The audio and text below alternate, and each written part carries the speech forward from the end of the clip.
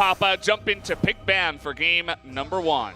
Bans here are very interesting. Now, first thing to note, Kingzone come in higher seed. They were the final boss of the regional gauntlet. They start on red side, and I love this ban we're seeing from Kingzone. You might say, a Lissandra ban first round, what's going on? If you look at BDD's champion pool and solo queue, it is all melee assassins and melee carries, and Lissandra's a champion. You can blind pick against melee carries, and at worst, it's a very gankable lane. At best, it can really stuff a lot of engage. The Camille ban's another smart one. You and I were discussing this. Camille feels like a natural first pick for Gen.G. Haru is undefeated from the jungle, and it works against other combat junglers, and also Khan's champion pool carries. Of all the melee champions with engage, you can play topside.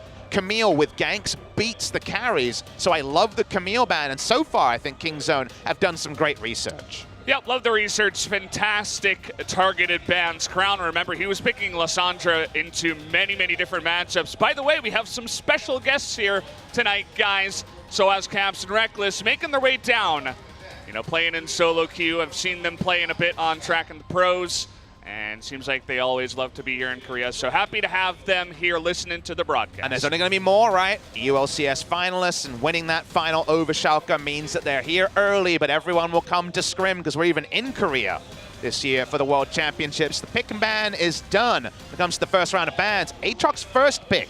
See who that's for. Probably Cuvée, you'd imagine. Kingzone DragonX, the first sighting of them post the Urgot meta. We will see Urgot first pick. What about jungle here? I think Nocturne this early would be very bold. Kingzone have a lot of things they've been practicing, no doubt. They'll hover the Nocturne, but lock in the Zoe for BD's 11-2 on the pick in summer. And then you look at Crown on the opposite side. He's 3-0, right? He hasn't played all that much, but it's a champion that he's undefeated on. So just like that, you pick up a good pick for your mid laner. Hey. And now Crown might just be going back to old-time comfort. Good old Malzahar back on the Rift. And that's what you expect. He can't go Lissandra into a melee champ. He knows the matchup now, and it's one that Malzahar has been able to win in the past, especially with jungle attention. So it's going to be Malzahar. I'm sure he thought about Syndra for a half second, but went to the Malzahar here. Back on the Malzahar duty, and the Alistar for Core JJ is another notable pick. Been popping off on this in recent memory. We talked about how he played, what was it, 70 games of Alistar in a row in solo queue. This guy is one of the cleanest Alistars we have right now in Korea. It's part of the reason they have the really clean engage from the support position. Kingzone here going to pick up Gragas as the last pick of the first phase. So Kingzone, again, chose red side. We've seen a lot of people choose blue. If you look back at the last two series, we had Gen.G play 5 games on blue side and then 5 games on red side against Griffin. And now Kingzone is forcing them onto blue. Haru's AP jungle Gragas has been one of his big calling cards recently. The Camille's ban, the Gragas taken away. For Kingzone, remember this can be a flex pick. Gorilla's been practicing it in solo queue a lot. Inspired by Ming's great games at the Asia Games. Could definitely be jungle for Peanut, but he's not quite the top tier of jungle Gragas player compared to Score and Ambition, and even Haru's recent games. After this first phase of picks and not much focus on the bottom lane outside of Alistar, we're seeing this 80 carry champion pool be cut away. Both Ruler and Prey, obviously fantastic asses, but the Varus is also taken away. With the recent lack of Ezreal that we're seeing, we see all these other picks being taken away right now. Sivir ban, Ruler's played it once, but to me this is saying Kai'Sa, right? Because Kai'Sa is the one that you can play Sivir into according to much conventional logic. The Braum ban is definitely an old pick for a guy. He's only played 1 game of it all season. I guess they don't want to give over Braum Kai'Sa, but with the Sivir ban, you knew it would be a Kai'Sa in the bot lane for Prey. He does lock it in. Tristana is going to be locked in right away for Ruler. I was thinking perhaps we'd see the return of the Xayah. He looked so good on it, actually carried in game 5, but that was Xayah Rakan, right? Want to go with something a little bit more aggressive. Tristana Alistar, that classic bottom lane. And we will see the Olaf jungle here from Haru, keeping up the aggression. Over on the side of Kingzone, we mentioned the potential to flex the Gragas bot lane. The Trundle jungle would certainly be a sign of that. We see it locked in here. This is the matchup that, of course, brought out Trundle earlier in the year as a pick into the Olaf. We've seen it go both ways, but if Trundle's ahead of the curve, ahead of the pathing, He will be the one to win. So it is the Gragas bot lane. On paper, it is not a bot lane that really jumps out at you as laning priority. But Gragas has gone up the support tier list ever since Ming showed it off. And we will see Gragas Kai'Sa, the sort of lane that can definitely pop off from ahead. This is going to be Haru's actual first game of Olaf that we have seen from him in summer. So bringing that out new. You can see him doing a little bit of flexing. They took away his Camille. He didn't want to play the Xin Zhao. Thought about the Trundle. He's 3-0 on that pick, but decided against it. Trundle actually Peanut's most played this summer at 5-3. 138 career games for Haru across a couple of teams. Of course, started on CJ Enters. Actually, only one game ever of Olaf, even though it fits his style of aggressive jungle. He's 1-0, but it was, as you say, not this season. No surprise he can play the Olaf, a matchup we know and love. What will happen here in game one? Khan on the Urgot. Not going to be a mid lane Urgot to start things off. Kingzone on the Urgot meta. Kingzone bringing back that support Gragas as a change from them. Prey and Gorilla, the bot lane 2v2. How's it going to look? Because Prey's performance has drawn the most criticism from Korean fans of all of the Kingzone woes of recent memory. Yeah, and he's going up against a guy that BDD said was the best on his team. Ruler in the bottom side, now going to bring us a new pick for him, I should say. Seeing play across the board elsewhere from time to time. Ruler's going to give it a shot now on the bottom side with Alistar. We'll see if they can get that going. Countdown has started, guys. Let's jump into game number one. Kingzone up against Gen.G.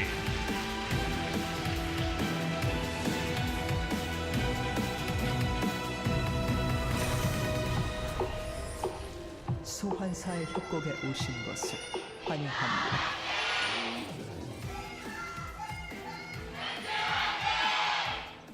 Sometimes it takes a while for us to fill up, but when it's Kingzone DragonX, our double LCK champions before they wavered in summer, and our world champions in Gen.G with so many famous players in the Rift on game number one. We're full up already, Valdez.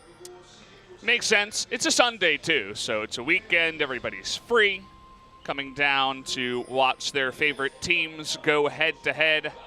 And it's a road to redemption, you'd have to say, for both teams. The Kingzone DragonX side has been the more discussed because, of course, since spring final, they have really wavered. Feels like the team that was sent to MSI never got back, and they have certainly been a lot more wayward in summer, and of course their international performances has, let's say, lost them a lot of neutral support. They'll still have their hardcore fans, but it feels like the neutrals that just band together to support the Korean team that represents are now no longer as confident in Kingzone DragonX. It used to be if you win in Korea consistently, you win in the international stage, and Kingzone weren't able to show that.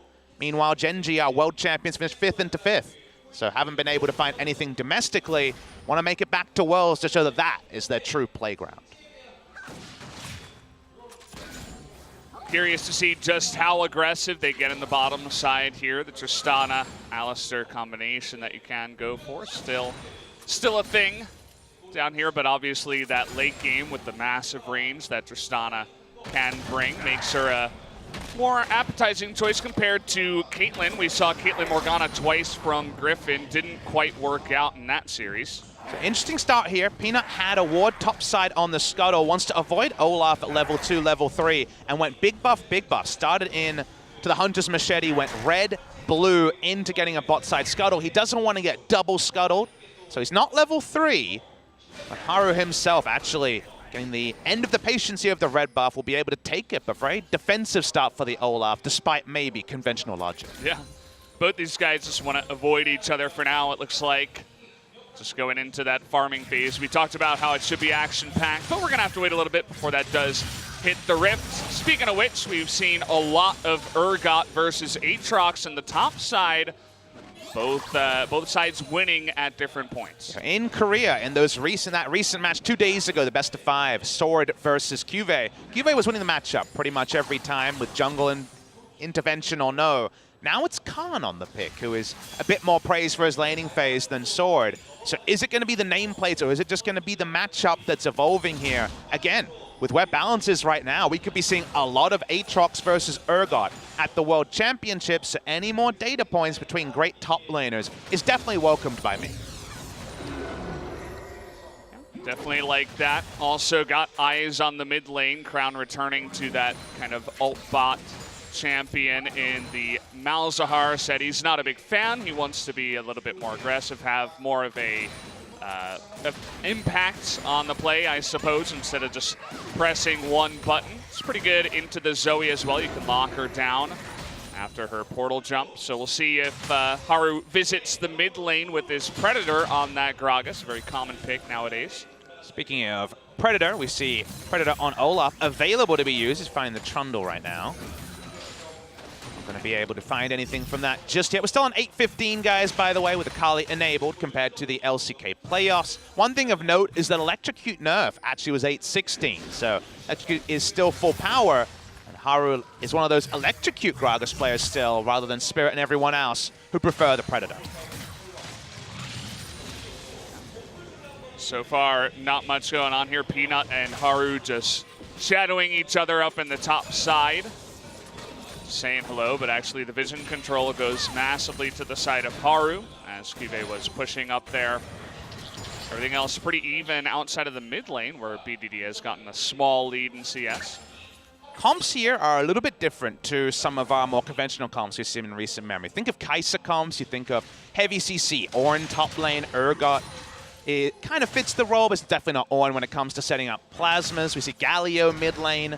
In this case, there is pick CC and a Kai'Sa rather than, say, teamfight Wombo and a Kai'Sa. So it's not as much set it up and then she will Wombo them down. And Malzahar lets you know there's plenty of pick on the side of Gen.G as well. Speaking of pick, this is what happens in this matchup. You can attack the lane, but speaking of being attacked. Oh boy, BDD getting pretty aggressive, but he lands it and dodges the axe. Is able to get out of there. Haru not level 6, so he cannot follow up. Fantastic gank timing by Haru, but the skipping is just enough to stop BDD going down. Crown himself getting very aggressive.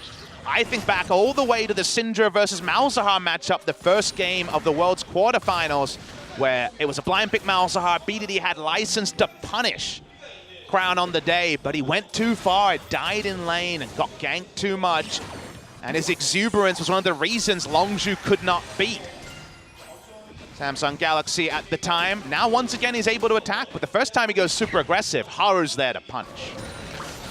You were talking about that gank timing. Now it's opened up the jungle for Haru as well. He's able to get that first Scuttle Crab after Peanut did get the first two, and he's about to hit level 6 after that bottom side camp, I would imagine. So we'll see where he decides to gank afterwards. BDD is likely today to be feeling a lot of pressure. Again, we've been talking about where fan sentiment is at because, of course, when you fail internationally, someone has to be blamed. That's unfortunately the reality of how the community will always react, and feels like BDD is the only one who's escaped criticism all year. He's been in great form, especially at the end of summer. He had so many pop-off performances in a row, but wasn't able to make it happen against a Freak of Freaks. And now with another critical best of 5. Kingzone DragonX in critical matches have fallen down multiple times in a row. Sure, BDD is feeling that he needs to pay off all of that confidence with a big performance against Crown, who mostly with his Lissandra games into now a Malzahar game is playing the same role he did 1 year ago.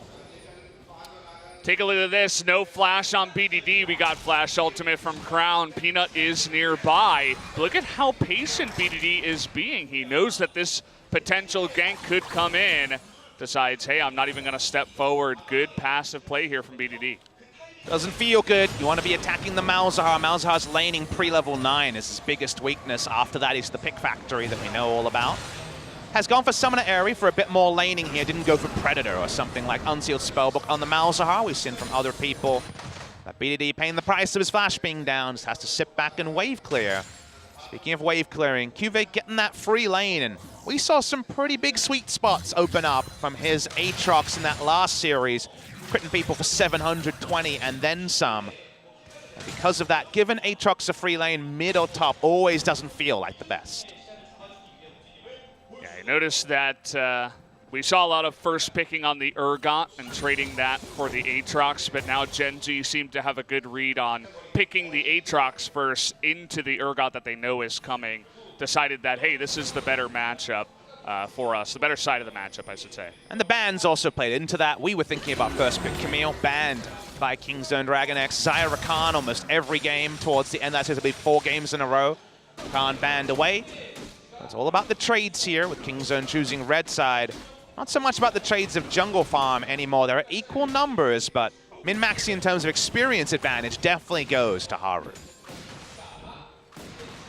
That it has the Gen.G of old, that scaling, passive play has been tuned up a little bit with Haru and Crown making their way onto the Rift, but so far for this game, it's just been sitting back, farming up. They haven't really had too many opportunities outside of the BDD gank. And Haru now, after hitting level 6, gonna pick up his red buff and still waiting for that first blood onto the Rift. Very interesting to see where this game goes. It gets longer. We'll draw your attention to a keystone choice on the side of Ruler. Has gone press the attack, Tristana. First of all, this in Challenger in Korea, and it's been played also the LPL. I saw Abel doing it over there for RNG. Just a choice here where you can get some really nice trades in the laning phase. Get 3, 4, 5 points into the explosive shot. Get the autos in to pump that up, and also proc the press the attack for the explosion damage. So a bit more lane presence for the Tristana. Doesn't need too much help in the late game if she gets through the laning phase. We got the Ocean Drake start here. Haru with this red buff and jungle item. Gonna be going for this. Pretty free. He does have some vision, regular ward in the pixel brush, as well as a control ward around this area. The pushing bot lane as well as the mid lane, as BDD just now is gonna get his flash, means that it should be a pretty free Ocean Drake, and this is good. I mean, the laning phase still going on. Everybody knows about Ocean Drake for the laning phase. It's pretty good. Likely priority was going to be mid lane, but the flash being down stopped that. We're seeing a lane swap here, so early back they knew the Drake was being started. Got the Storm Razor and going straight to top side to help Urgot and get a structure, get something started for Kingzone DragonX. I like this proactive answer.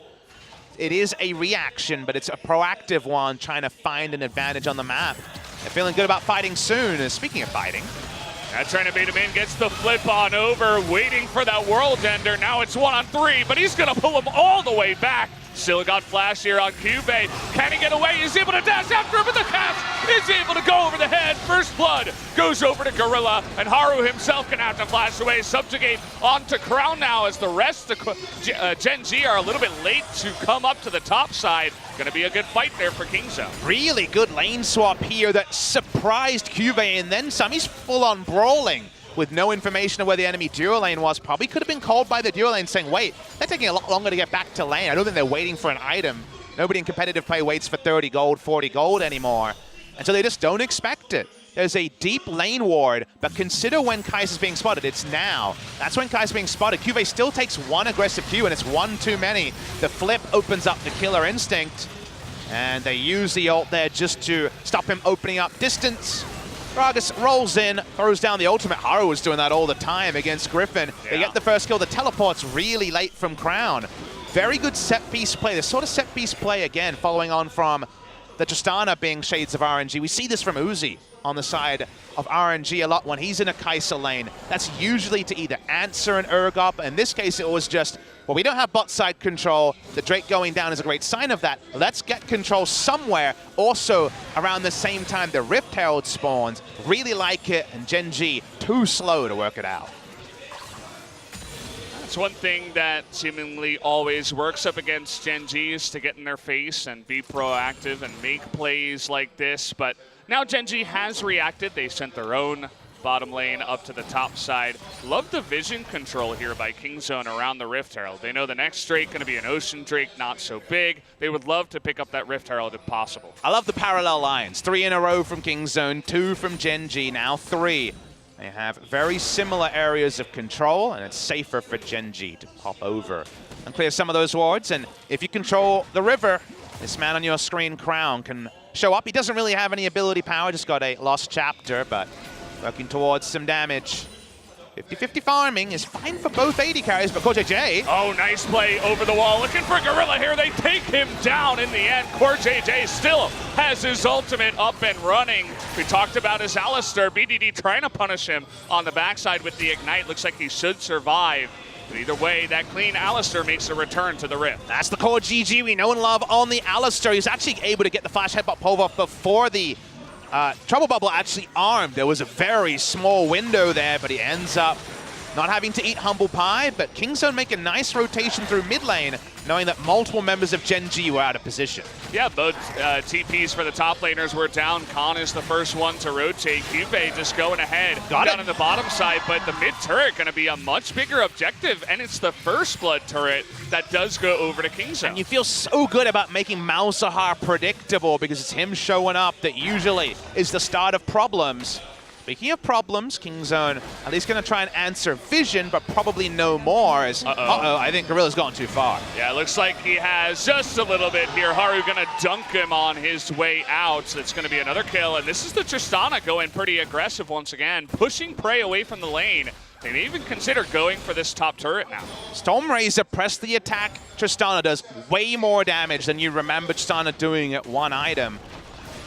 Gonna see the Tristana keep pushing, and this could be a 2-for-1 trade extended, even though the rotation play from Kingzone and mid looks so clean. Gorilla getting caught removes any advantage from the side of Kingzone. It's a bit unfortunate, but the support Gragas is just not going to have the stats that a jungle Gragas or a top Gragas is going to have. He's going to be lower on levels, and if you use your body slam and you don't have your flash, you get caught by the Olaf or anybody else, you could be dead meat if there's any follow-up. But this is a really good sign for the series because we've actually seen a very high level 15 minutes with Next Level. Next Level's proactive plays as a reaction and then actually pulling off a cleaner reaction to that with the 2 turrets on the side of Gen.G. We're trading smart moves between Kingzone and Gen.G. And I don't know where the series will end up if we get 5 games of this. The signs so far are it's going to be a very close-knit series between Gen.G and Kingzone. Korea this year has been all about those 5-game series, especially in the gauntlet so far. We have had 2 of them in a row, and this seems to be the most even matchup. But take a look at CoreJJ's play once again. So he's hit by the Trouble Bubble. Here it comes through the wall. He has 1 second to do this play, but Flash Headbutt Pulverize, not the longest range. That was full range headbutt. Maybe he actually wouldn't be able to press the Q button. Certainly the buttons were pressed. There was no heal, but he doesn't burn down to the Ignite. Gorilla's mistake afterwards was the big problem, though, going down too easily. Now Gen.G with their priority, with 2 outer turrets down, they want the Rift Herald as well. Just a couple of members of Kingzone going back, and even with Vision, they're going to take out the Control Ward and take the Rift Heralds. And there's not much that Kingzone can do about it. Already 2 kills onto Haru. He's going to add a Rift Herald to that one, and there's only 1 outer turret left over. You could just use it here in the mid lane. 1 charge will do the trick. Then Zoe, just like we were talking about Malzahar, will be so much more predictable. Looking for a pick on CoreJJ. He's obviously tanky. Has his ultimate, the double knock-up here from Cube, but a cask is going to push everybody back. Khan still looking for it. The ultimate on top. A crown here is going to be forced to flash away, as is Haru.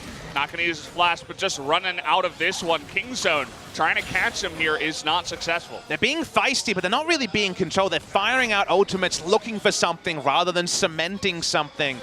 Ult used there by Khan, hoping there could be burst damage, but there's no one else than him able to be in range to do damage to Malzahar. TP coming in, Ocean Drake at 1,000. Juve certainly thinking about this one, is already going to pop his World Ender on top of Peanut, who is going to be able to flash that wall. Going to trade the flash for that Ocean Drake in the end, but they're out of position now. We could just have Haru put down the Rift Herald in the mid lane and get a free charge off. And that's another good use there. Don't know if it's a Haru thing or a Gen.G call, but the charge and a couple of autos will take down this turret. Kingzone going to give it up. 3 outer turrets down at 17 minutes. They had priority in 2 lanes. This is pretty much a disaster on paper for Kingzone. Gold lead also goes up to about 2,000. Yeah, and it's not just the outer turret. We have a TP coming in, but already Shelly getting the work there. I'm not so sure. They're fighting over the red buff. It's almost like Haru and Crown are distracting Khan here, but now you got this inner turret on super low health. He was on the golems at the top. That's a very interesting thing. I guess he just thought he was taking golems and going to top lane, but no one was dealing with the Rift Herald, and Shelly is always a snowballing problem. It's not the snowball you usually talk about, but it's one. Gets some nice advantages to the side of Gen.G. Do note that both of the 80 carries are running teleport this game. Prey just used his to get to mid lane. But after being ahead of the play for what, the first 10 minutes or so, or at least making some nice plays, were Kingzone. Now they're firmly behind Gen.G. And now with 3 out of turrets down, you kind of have to just march to the enemy's drum when you're this far behind in turrets early. Yeah, it's definitely not the first showing that Kingzone wanted to give to their fans and to everybody that are doubting them. We saw that BDD trying his hardest to snipe the Alistar on the back of the play earlier up at top lane, not able to net himself a kill, but he's trying his heart out. The rest of his team really have to pick it up here, but already in the bottom lane, they have that Kai'Sa, but Ruler's 30 CS ahead with two extra assists. Going to be feeling good about that matchup. The Aatrox is a little bit behind on the Urgot, but still going to be a massive force later on in the game. And remember that Urgot this game is dealing with mixed damage threats, so he actually needs Righteous Glory and his magic resist item to be a bouncer, to be able to play around a carry and peel for them. Speaking of the Urgot though. Okay, they even have the exhaust here. Gonna trade the exhaust from the spell book for Cuve's flash and his ult. Just freaking out there a little bit. I know you guys have experienced that before. The jump scare, as I like to think about. It's not quite Scream, but it certainly makes you scream mentally at least. Pushing lane and topside, Crown ushers in minions. That's actually the Predator popped. I think this is just a rotational Predator. They want to get this mid lane in a turret. Most of it is down, but the minion wave isn't supporting them just yet. So Kingzone and Khan going to be first on the rotation, but actually Crown going 1v1 onto Bray here. Will it tick down onto him? No. Bray is able to get out of that one, but has to blow his flash. And that was no flash necessary, just a face check coming through from Bray. I guess he wanted to get into killer instinct range, but took far too bold a path through his enemy red side. I say the enemy red side jungler, feels like it now, of course, the red side jungler of Kingzone, because Gen.G have controlled it for so long. Zoe's under turret wave clearing. She's not poking anyone down with trouble bubbles. Bray's getting caught between lanes. This game is completely being run by Gen.G. And that was the question we had to ask coming into the series. Kingzone, we haven't seen them in about a month. What is their level going to be? Gen.G, they prove in 2 best-of-5s that they are on top of it. What can Kingzone do in this series so far? This looks like the most one-sided series that Gen.G has had to play, which is saying something considering SKT was their first matchup. Either way, Kingzone, they're going to have to change up the way this game is going because it's not looking good so far. Definitely when it comes to macro outplays, I'll agree. Of course, we can't forget that SKT exploded Gen.G in that game 3 of that first series. That was the 22-minute victory. Not quite to that level yet, but it does feel like Gen.G are a step ahead, apart from, of course, the nice lane swap coming through from Kingzone earlier. So nice stuff from Gen.G. They're starting to control the map. Kingzone's defensive vision has always been a good point for their team, and their vision is still good. They're not giving up anything. It feels like one flash, another ult from the Malzahar later, this game is going to change. And Kingzone also have to pay their taxes and get the QSSs, despite being 3,000 gold down. Yeah, maybe Crown is not a huge fan of the Malzahar, but it's had a pretty good impact in the game so far. After getting the flash earlier on the Zoe and winning that lane, essentially getting control of that lane, and then now having, Prey flash and just being a menace up in the top lane with his own teleport, able to split push. It's been a good pick for Crown historically, and well, I guess we're going to see more of it, especially because his Vel'Koz so far is 0-3. And I want to draw your attention to the CS numbers as well. In every role except top, the CS is being won by Gen.G, and you could also just include the jungle CS there to make up for the slight disadvantage for Cuve. There's just a lot of minions when you have 3 turrets down and you lose control of your own jungle that are lost to turrets that you can't get to as Kingzone. We saw Prey try to take a direct path between turrets and almost die to Malzahar in one rotation. So Kingzone have to be respectful, and when it comes to something like a mid game, they're losing out, and the gold lead is growing without any real action happening on the Rift. It's just the feel of you can't even walk into your own jungle, which means that Raptors get taken away, Krugs from time to time, the right side Gromp, as Cuve has his way with that side. We haven't engaged though, the cask is going to mix, and there we go onto Gorilla, who once again, he's pretty squishy, trying to get that engaged, but one flash away from just not able to do much. And it just seems so unlikely it was going to lead to anything. Urgot wasn't in position, Kai'Sa can't just zoom in and get Malzahar ulted. Really strange stuff coming through from Gorilla. lack of synergy between these now veteran players, unfortunately on full display. And this inner turret, they've kept it alive for a while. It'll go down now. Gen.G kind of just waltzing their way to a big lead in this game, gonna pick up a second Drake for themselves, but yeah, I said it before, this kind of looks like the easiest game that they've had to play so far. We'll see if Kingzone can change anything. Looking for that play. Actually, BDD going to use that counterfeit flash to get out of this one, but Trouble Bubble onto Ruler. Do they have enough damage? Yep. There it is. The ultimate comes out from the Urgot. The rest of Gen.G now, going to be on the run. As KJ and Crown not able to do much by themselves. The Ignite comes in, and it looks like it will be enough with the Electrocute proc and the W coming out of BDD. He's so low. Here comes Cuvee looking to go 1v9. He takes out Gorilla, and Malzahar able to take out the Zoe on the backside. Now it's 2 for 2 overall. They're looking for a dive here. Not sure if that's a good idea. And in the end, Kingzone gonna push them back and potentially take a turret. I believe the bounce off a minion dying had the Malefic Visions hit BDD after popping off at the start. He'll go down, but that's the sort of caster curse I'm all about. Valdez, you said, oh, it looks like an easy game. Suddenly Kingzone trying to make it a series. They're just pushing through mid lane, they're getting picks and saying, we're not gonna roll over in game number 1. Certainly is the case, but again, Ruler in the front line. They were trying to go for an engage, but he gets hit by a Trouble Bubble. This is a long way back. We rewind a long way back. BDD thankfully doesn't have to use his real flash, but the Trouble Bubble hitting is really big for their side. They can reposition. Urgot gets the ult. No fears because he's away from the rest of his team. But then they chase on from here, and BDD picks up so many flashes that he can extend the range, get the kill, and able to get back into the game. Watch for the Malefic Visions bounce. That was the one that looked like it was very unfortunate. The E is used. It's off of Gorilla. Yeah, it goes off of Gorilla onto BDD and his 200 hit points burned down. He'll feel bad about that, but they do get those turrets in the mid lane to get them back in the game. They are going to at least close a little bit of that gold gap. Now just 3,000 gold ahead is Gen.G, but Ruler beginning to get pretty scary here. He's already on 2.5 items plus a QSS. Has finished that rapid fire cannon, and even though the last fight was heavily in favor of Kingzone, that was because Ruler hopped into the enemy team and just ate it to the face. So as long as he doesn't make mistakes like that in the future, I feel like Gen.G will still be pretty happy about their position. Hard to call this a fight truly, because it was mostly about Kingzone trying to take down members and Gen.G run away. 2 items are complete for Prey, so the items are starting to come in that, with the way the game was going, may never have been completed. The gold lead still around 3,000. Kingzone looking for a gank brush right now. They're going to be revealed on this control ward. It's also a Malzahar. Another small thing is his passive. He's not just going to get hit by 1 Trouble Bubble and die. So it's good for split pushing, and if you have any vision, you should be safe.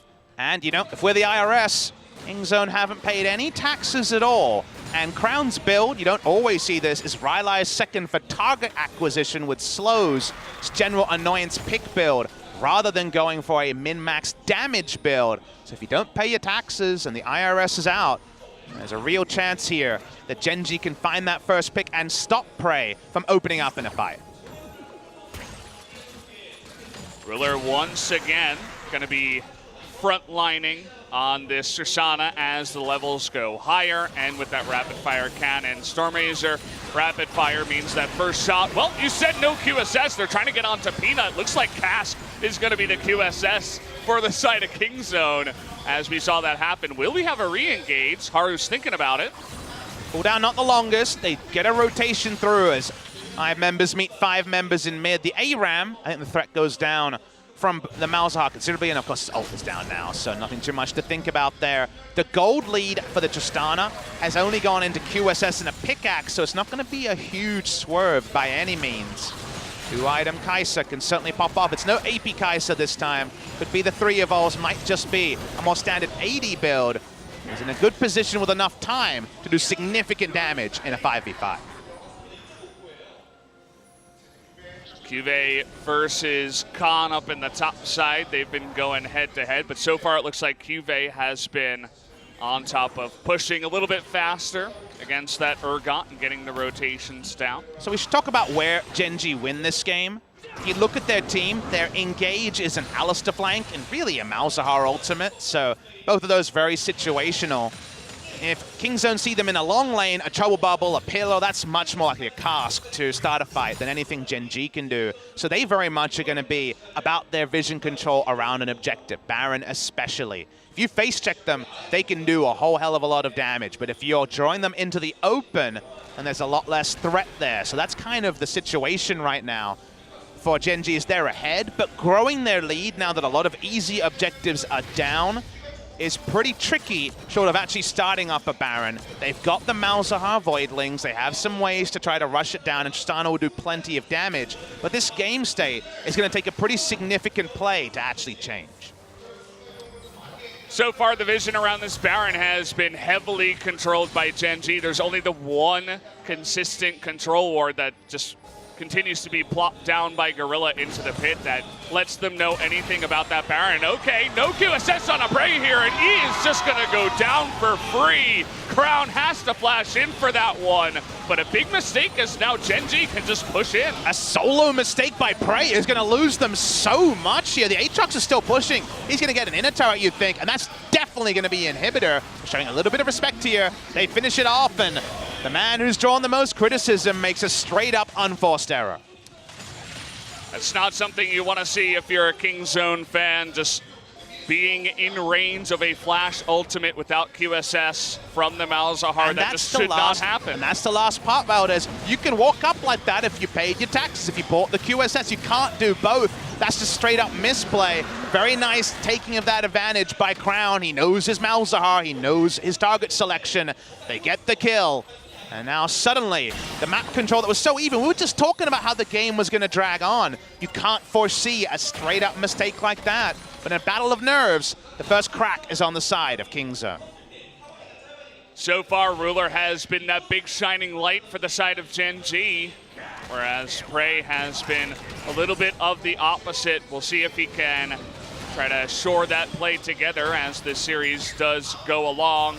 The Kai'Sa was one of the reasons why Kingzone was actually able to win the spring split. They played it so many times, Afrika just refused to ban it, and everybody was calling for the ban because Prey's Kai'Sa was so clean. That's not what we're seeing here at the end of summer. And by the end of spring, Prey was top 2 in the tier list for AD carry, but it's fallen away, Valdez. It's been a very significant struggle for him, especially post-Rift Rivals. A lot of criticism for his Lucian game against Rogue Warriors, and not too much great to say about him after. So for a veteran player who has never missed Worlds when active, 2014 did not go but was retired at the time, he is on that quest and he's not doing his team any favors. Well, that's definitely an eye-opener of a play as well, where even Prey will be like, oh crap guys, I'm really sorry, that was all my fault. So maybe after that one, he'll just take a step back, play a lot more carefully, and not make those mistakes. But either way, don't want to harp on it too much. Yep. Gen.G still in really big control of this Baron right now, and they're going to go for it. There's actually zero vision. Haru is not in the pit, and Prey, he's going back. He does have the teleport, but really nice so play far. here. Haru is baiting that they haven't started it. We know it's down to 4,000. Oh man, it's so low, but Kingzone, they're going to get pretty close to flash over the wall, and there's the smite by Haru, is able to take down the Baron. Core JJ is going to be the sacrifice on the backside. Kingzone now, they want to bite off a little bit more. Cuvee looks like he's even going to try to flash to get away from this one, and that he will. Ends up being a good trade. Certainly they got the Baron, and this was, of course, with the minions pushing as well from Gen.G. Turning into a no-win scenario for the enemy team was Gen.G. Kingzone BDD is going to skip back and try to wave clear. We actually saw, the biggest irony is the last time we saw that play, it was Peanut pulling it off on the Olaf, where you bring your tank line that should be tanking in normal world, the Baron, over the wall to bait that you haven't started it, but the Voidlings and just the amount of damage allows them to get it low, flash into the pit, cement it. BDD trying to Righteous Glory in with the unsealed spellbook. Smite isn't going to be able to get into the pit. Really well done. Nice creative play coming through from Gen.G. They get the Baron to go along with the picks and the inhibitors in full control, and while the gold lead still hasn't ballooned to 10,000 like we saw so many times in the 10 games of the regional qualifier already, feels like all the pressure, all the momentum is on the side of Gen.G. That it is. I mean, they did just get the Baron, and a couple of kills went to the side of Kingzone. This is when you would expect them to continue to push on in. Already one inhibitor is down, but now they can just go for what looks like a 1-1-3 at this point, but just Olaf to come down into the bottom sides and the Aatrox with his TP up in the top and begin to push these 2 extra lanes. Seeing Khan camp, he's going to clear a ward. I'm actually going to draw some umbrage for the build from Prey. He's gone Hurricane short range build. Of course, the Hurricane used to be core, but then the synergy with the E was removed. Going this build suggests I'm going to stand and bazooka down passive procs. We already said they don't have Galio. They don't have a lot of setup for him to proc his passive, and you're short range against a Malzahar, so you're definitely going to get QSS here, and if you don't buy it, you just die. So not having an answer to the Malzahar and playing a short-range Kai'Sa build seems like just a straight-up mistake. I understand min-maxing damage when your team's behind, but this is a comp where you need QSS to play Kai'Sa. You said it best. This is the time where the IRS is actually going to catch you. Sometimes you can get away with it, but not in this game. They already sent you 3 warning letters. I know Ruler has his. You know, he's paying his taxes. He's not even up against the IRS, the Malzahar, in this game. He's just using it against the Trouble Bubble. Oh boy. Well, it's going to require, I think, a big mistake here, because Crown's certainly going to be holding on to that R button unless they can instantly delete a tank, but he'd love to hold on to it for Prey. Second Prey makes his move with that short-range build. He's just going to click on him and say, I'm doing my job in this game. That's what a Malzahar does. Cuvée going to drag everybody up into the top side, and he's not even going to go below 90% health. All right, well, it's full tower defense now as Cuvée pushes up. His inhibitors going down. The Nexus turrets are taking damage. Is Kingzone going to actually just wait for a moment, or are they going to try to create one? They tried with Gorilla earlier, and it did not work. Well, he does have his flash. Now's going to be the moment. They're looking for someone. Crown's going to fail his flash there, but immediately is going to ult onto the Trundle, who gets super low. Prey, though, does have a lot of space down on the bottom side, but Ruler over the wall is just going at it alongside Cuvée, who's just running at this Kai'Sa. Nothing she can do alone. She will go down. There's only BDD and Khan left, and Ruler not even in the fight right now. Is going to try to hop on over BDD, trying to carry this one by himself, but here's the Tristana. BDD is going to get low, but he kills him in the end. Khan able to trade a kill on the backside as Haru was too low to help out, and Kingzone somehow stay alive in this game. Super exciting final fight where it went one way and the other. The seesaw was so clear. Ruler was the one to get Prey out of action, but then didn't get a rocket jump reset, so wasn't able to have threat. And while it was just Urgot and BDD was untouched for the majority of the fight. We're going to go all the way back to how it started. Malzahar ult just used because he had to. There were so many people on top of him. Ruler's the one that tries to get rid of Prey, but then he gets trouble bubbled. He didn't have a jump reset after going over the wall. And so while this looks like it's going to be a rout, look at the names here. It's Haru, it's Core JJ, it's Cuvée, who was already into his passive. There's not a lot of damage left off. Ruler needs to be there to stick a team fight like that. He couldn't get into it. I guess maybe he should have flashed over the wall, but you can't know. That's a hindsight point. And Khan able to finish it off. He actually was able to play Bouncer after all. Yeah, it was definitely a hard fight for Ruler. He ate a trouble bubble with his QSS down. He had to hop away from the Zoe. And so after that, he was so far away from the fight because he was in the jungle, actually, after that one. So it took him so long to rejoin the fight. They were lacking a lot of damage.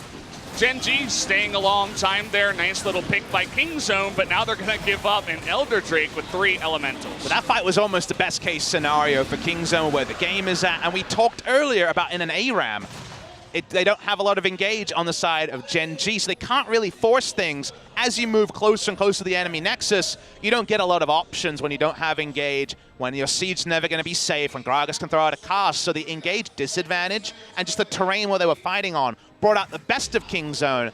You replay that team fight with flashes down, it's going to be hard to recreate. That it will. Lots of summoners down here. Ruler looking at frontline. Peanut, I like this play, trying to come in from behind. You got to do something sneaky like a flank. But you don't have too much time because the minion's still pushing in top and bot. Here comes the third super minion wave in mid. So Peanut, he's waiting, but the pillar's going to have to be God tier as Ruler wants to auto attack down this Nexus. He's got such long range at this time. The cast not going to be enough. It actually knocks Ruler away from the turret, buys him a little bit of time, but it feels inevitable right now for Gen.G. Look at that Whoa. crit onto Prey. He's ticking down with the Elder Drake damage. He can't even be in the game. Ruler is going to do his work in the end. Prey trying his hardest to get it to the back line, but there it is. Crown is able to lock him down. GG, Gen.G going to be able to take game number 1. Nexus explodes, and Gen.G want to extend that winning matchup against Kingzone DragonX and make it to Worlds. First sighting of Kingzone since the loss against Afrika. And unfortunately, it was the one that was defined by that big mistake in the mid lane from Prey. Chose not to go QSS. Definitely a decision you can make. In this case, we of course got on his case because by the end it was clear it was necessary. But hey, play to your items. If you don't have a QSS, just sit back and wave clear. He walked up with no QSS into Flash Malzahar ult range with decent but not perfect information about where the rest of Gen.G was. He went down and then everything slid into place for Gen.G. Yep, nice little setup around the Baron. I feel like Gen.G did make a couple of mistakes as well, but nothing really that Kingzone could capitalize on as they were too far behind. Felt like a slippery slope for them that eventually led to the death of game number 1. We're gonna have to talk about that first game because it was not pretty. Didn't look as good as Griffin's play on Friday, and even, you know, SKT game 3, not as good as that. So we'll see what they can do here going into game 2. Definitely there were moments from Kingzone where you thought another game 5, and then there were moments where you said maybe not. So we'll see if Kingzone can win game 2. They seem to wear that heart on their sleeves so much more often in summer compared to just looking like a cut above in spring. So we're gonna have to see a game 2 victory. I just can't imagine this Kingzone reverse sweeping Gen.G. It seems like an impossibility. Definitely feels like that. We have had best of 5s that did end up in this fashion before, but we'll see what they can do after the break. Definitely a bit of a shocker in game number 1. Ruler able to smash them even after all the 80 carry bans, decides to go for the Tristana, does the most damage by far in the game. Kingzone chooses red in game number 1. Gen.G have played 5 games on both in a row. 5 games against SKT on blue, 5 games against Griffin on red. What side will they choose in game number 2? Because, you know, you never need a counter pick for Crown. He's going to play a utility mid laner. I imagine Zoe and Lulu are the next ones after what we've seen already. The Lissandra and the Malzahar. He's got the Ryze as well to consider. So a lot of interesting thoughts for both teams going into game number 2. Yeah, a bit of a hard one here for Kingzone. We'll see what they can do after the commercial.